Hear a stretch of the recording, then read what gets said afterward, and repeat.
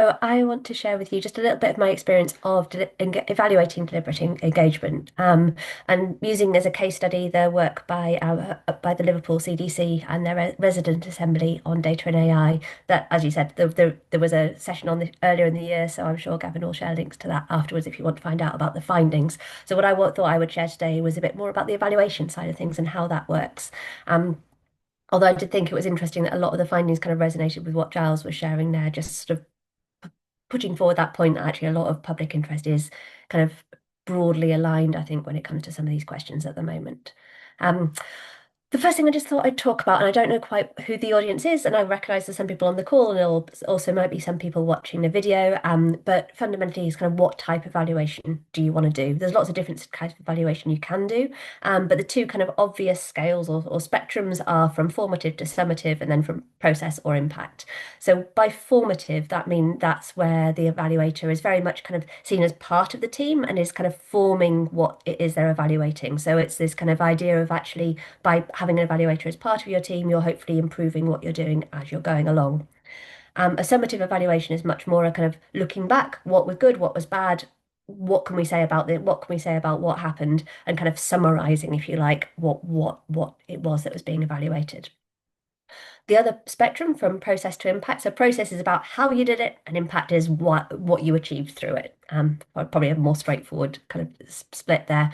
And you can do an evaluation in all of each of these sectors. I mean, I guess the least common segment is the kind of doing formative impact, so kind of helping people figure out how they do the impact. But I thought actually you'd probably bring in a marketing consultant if you were trying to look for someone who would want to do that for you. But the other three spaces, they can all be kind of places where you might see an evaluator. And for this one, I think I particularly kind of took the place, first of all, as the kind of critical friend. So very much working with Emily on the process and developing that in a formative way to make sure it was as good as it could be, because it takes a lot of time, it takes a lot of budget, and you don't want to get it wrong. So why would you pay someone who only came in at the end and said, ah, you should have done it this way?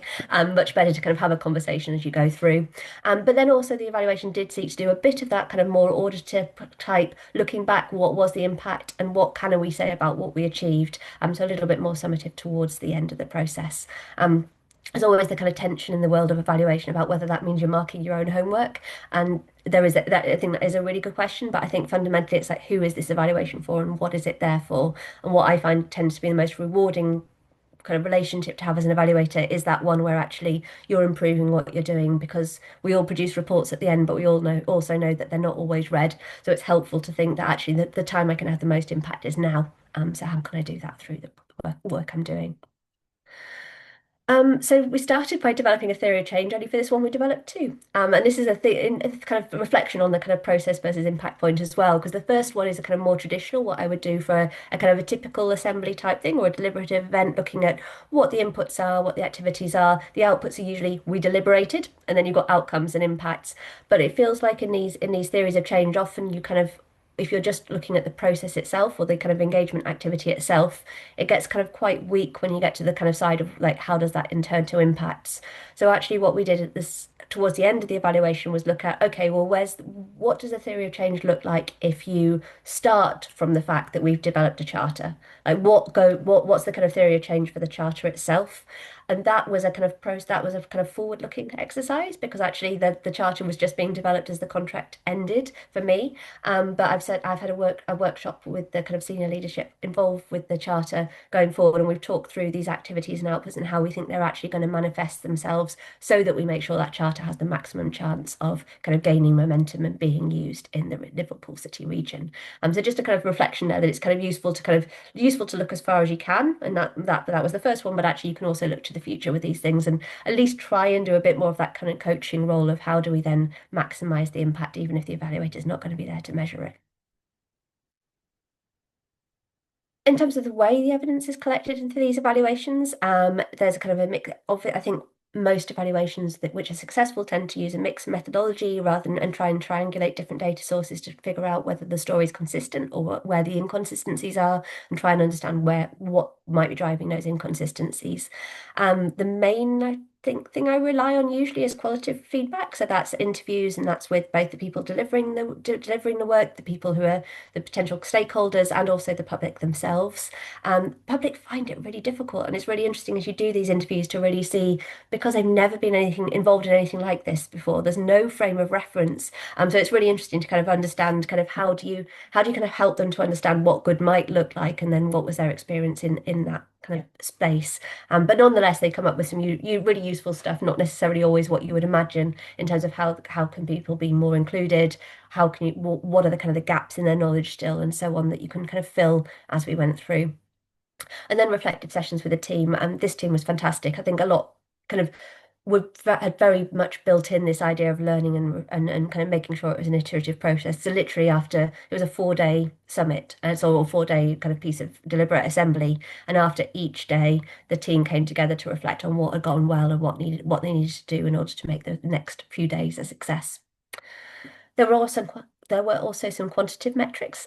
So we had a survey of participants that we ran, I think, 3 times in the end. So before, well, as people were being onboarded, again, as the sessions were ongoing, and then again to capture the kind of final impact and where people thought things were going next, and also monitoring data. So kind of data around just who took part in each session and those sort of things, and the key demographics that were recruited and those that were missing.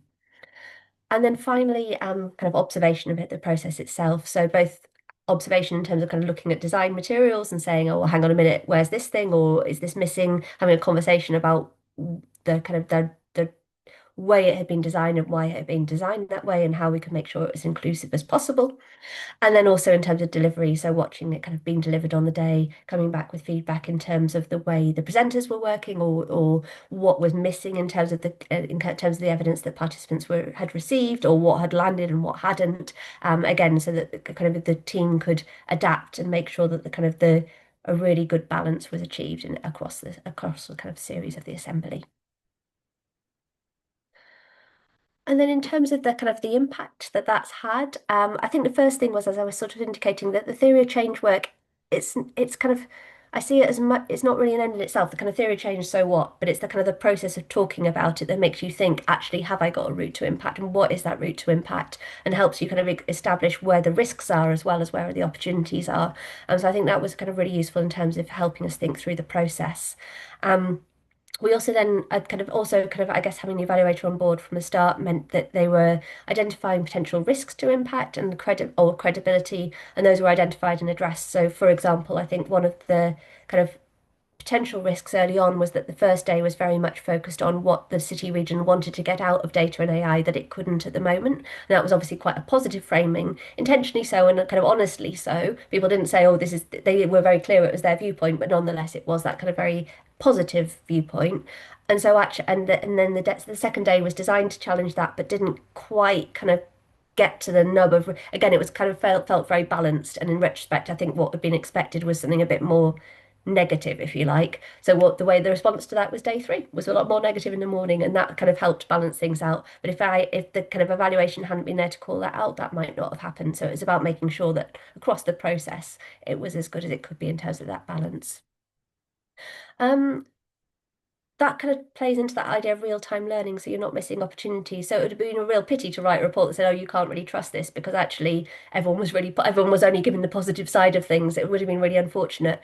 That wasn't something that Emily and the team wanted, but it could have manifested itself if there wasn't someone there to kind of basically kind of hold that to account as things went on.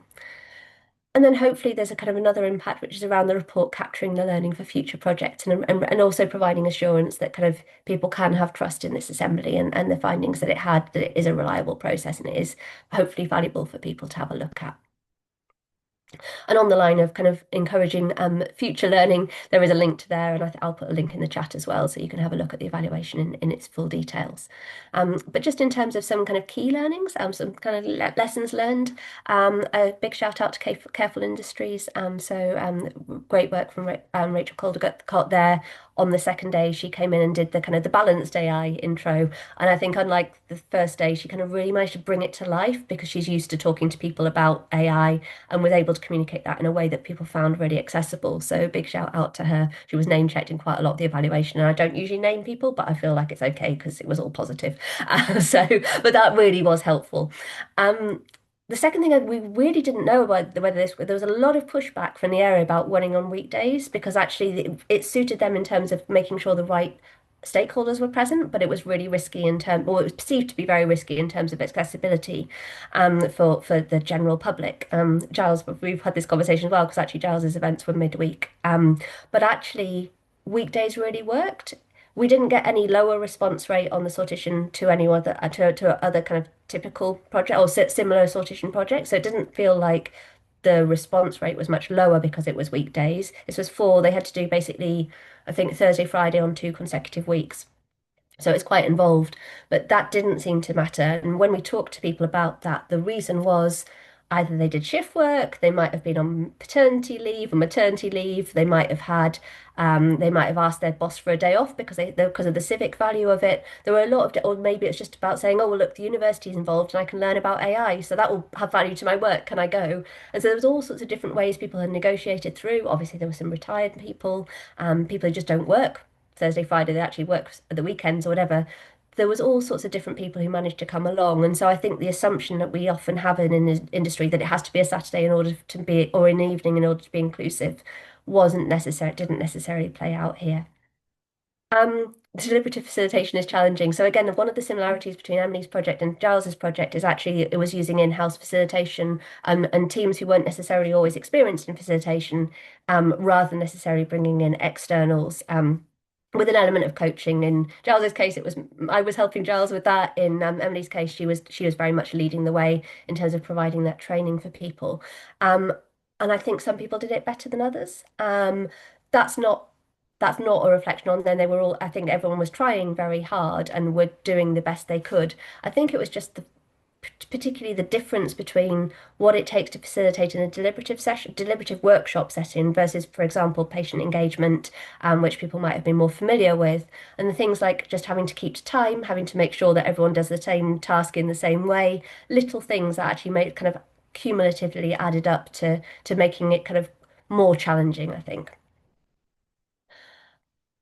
The next learning is around allowing time and space for to learn from others. So I think one of the really striking things that came through the evaluation was around how much people valued listening to each other, as well as listening to the specialists or the experts that had kind of been brought in to engage with them, and just how being exposed to those different viewpoints was as eye-opening for them as it is for the policymakers, actually, and just reflecting and kind of making sure that that time is built in, because people did really value it and thought it was a kind of really added to the process. And then the importance and independence. So it was interesting to see kind of the way this was set up. It was set up as a combination of the combined authority, the NHS, and also the university. And actually, a few people reflected to me one of the reasons why they signed up was because the university was involved and they saw that as an independent, apolitical way of getting their voice heard. I thought that was really, they were kind of seeing the NHS as quite politicized, the combined authority definitely being very political. They wouldn't have necessarily trusted that process as much as one that was being run from within the university. So we can argue pros and cons of that, but I feel like it was quite an interesting, kind of quite striking thing that came through. Also, when they said they were kind of got the sortition letter through, one of the things that made it more trustworthy was the fact that there was a website that they could link to that was linked to the university and therefore a local link of an organisation that they trusted. So that was also useful. And then just a final thing is like really a question. So as I said, one of the things I looked at was the monitoring data of who attended and who turned up and who signed up. And one of the real challenges that this project has had, but also I think I've seen it in other evaluations recently, is where the AI skeptics are. So you see a lot of the data, the AD data, for example, says that there's people out there who really don't like AI and are really worried about it. But actually, when we recruited for this event, we found that we couldn't we didn't find sufficient people through sortition. So they recruited the kind of more on the fence people rather than the truly positive people, but ended up with more on the fence people. I think, Giles, we might have had a bit of a similar challenge there. And I know for a fact there was the other science-wise projects I've looked at the evaluations recently, again, have had that either they haven't had the people who are negative or the people who are negative have kind of come and then have dropped out. So it's that question of kind of where are they and why, and a kind of question to the sector really. I thought I'd start with my own question of like how do we get more people in there who aren't necessarily as trusting or as positive as AI as they go in. Anyway, that was some thoughts. I'm happy to take questions, thoughts, comments.